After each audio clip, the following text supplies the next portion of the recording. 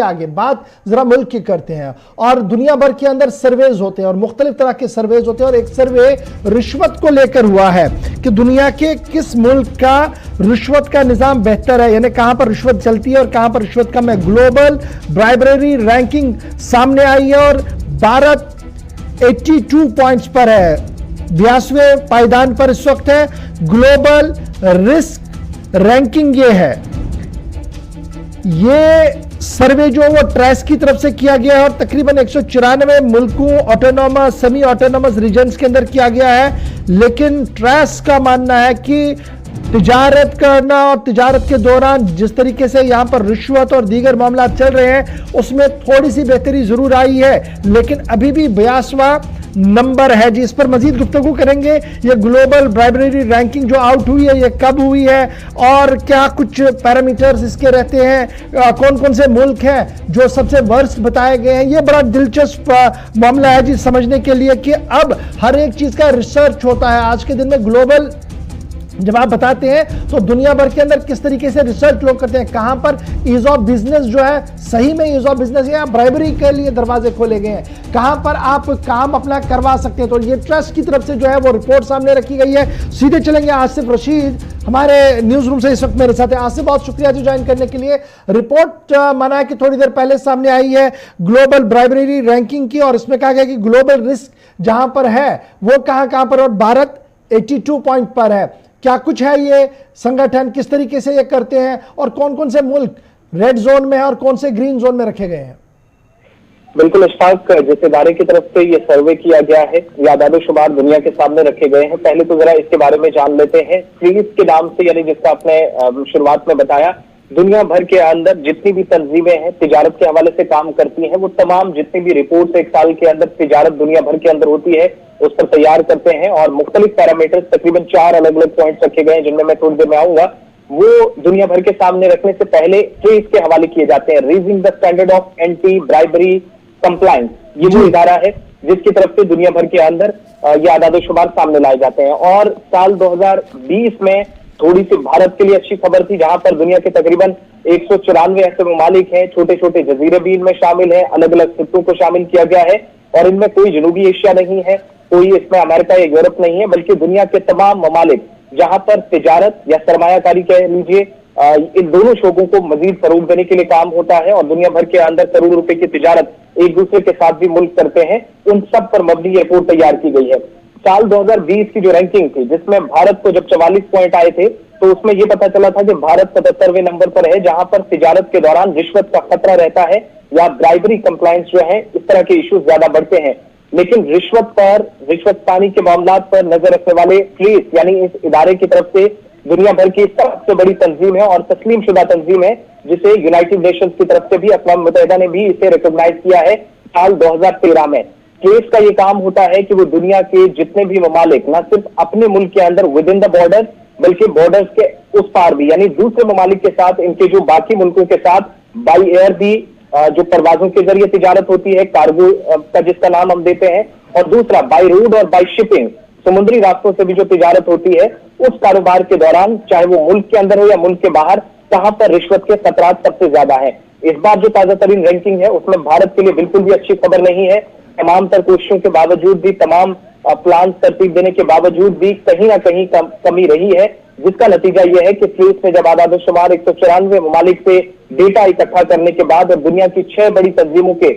Figure सामने रखने के बाद पता लगाया, तो पता चला कि पिछले साल 44 पॉइंट्स के साथ जो स्कोर हमने किया था आलमी सतह पर, उसमें 77वां रैंक हमारा था, लेकिन इस बार 42 स्कोर पहुंचा है और ये तादाद जाकर जो हमारा रैंक इस वक्त है वो 82वें नंबर पर, यानी हिंदुस्तान आसान लफ्जों में कहें तो दुनिया के उन ममालिक में इस वक्त शामिल हो गया है। ऑलरेडी था, लेकिन और भी बुरी खबर तकरीबन 10% के आसपास कि जहां पर रिश्वत का कारोबार के दौरान खतरा ज्यादा रहता है, बादल मंडराते रहते हैं। अच्छा, ये जो कारोबार है ये दोनों तरफ से है, क्योंकि एजेंसी जिसने ये सर्वे किया है, कारोबार प्राइवेट पर हो या सरकारी पर हो, उनका माना कि दोनों तरफ पे कारोबार में रिश्वत के दरवाजे या रिश्वत का अंसुर जो है वो मौजूद रहता है। इस वजह से जी वो टोटली ब्लॉक नहीं है। अब ये कौन कौन से मुल्क हैं जिन्हें सबसे वर्स्ट जोन में रखा गया है? देखिए, 5 ऐसे मुल्क हैं। ये बदकिस्मती एक हिसाब से भारत की कह लीजिए कि जहां पर तमाम कोशिशें हुई ease of doing business, online platform भी मुतारिफ कराया गया, लेकिन उज्बेकिस्तान, आर्मीनिया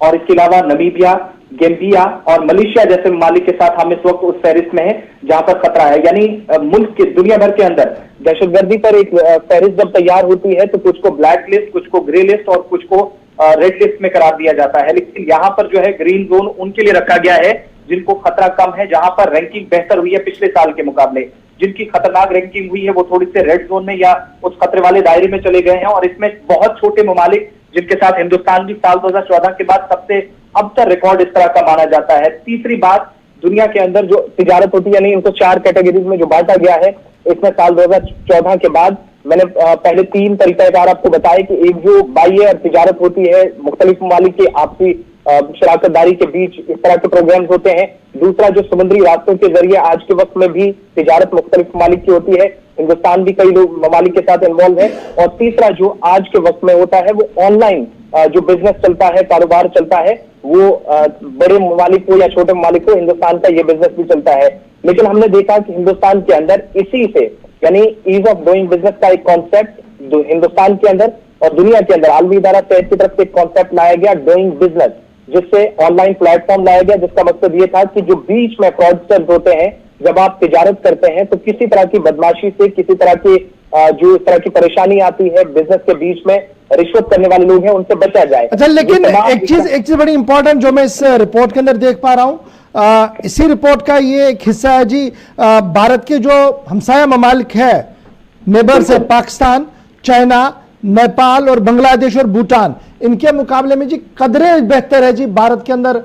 तिजारत करना, ये इस रिपोर्ट का एक हिस्सा है। बिल्कुल, ये पॉजिटिव साइन है। लेकिन इसमें जब आप रिपोर्ट की तरफ जाएंगे तो इसमें डेम इंस्टीट्यूट है, वर्ल्ड इकोनॉमिक फोरम है, जो दुनिया भर के अंदर तकरीबन 170 से ज्यादा ममालिक पर नजर रखती है। बैन अवी तंजीमों में यहाँ पर जब डेटा जमा किया गया तो इसमें अक़वाम मुत्तहिदा खुद भी शामिल है, वर्ल्ड बैंक खुद इसमें इन्वॉल्व है जिसकी रिपोर्ट है, और गोथनबर्ग यूनिवर्सिटी वो यूनिवर्सिटी है जो कोविड से लेकर इकोनॉमिक जो एक सिनारियो बना पूरी दुनिया के अंदर, उस पर रिपोर्ट वक्तन फक्तन पेश करती रही है। उन्होंने जब अपने आदाद-ओ-शुमार रखे तो उससे थोड़ी सी अच्छी खबर या पॉजिटिव साइन कह लीजिए कि बांग्लादेश, भूटान या पाकिस्तान और चीन, इन पड़ोसी ममालिक के जो आदाद-ओ-शुमार है ये पीछे है कुछ पॉइंट, 4 से 5 पॉइंट का फर्क। इसी का एक हिस्सा ये भी है कि जनाब इजिप्ट हो, वेनेजुएला हो, टर्की हो, पोलैंड हो, हंगरी हो, ये ऐसी रियासतें हैं जहां पर जनाब सबसे बदतरीन तिजारत होता है जी, बिना पैसे के पहिया नहीं हिलता वहां पर।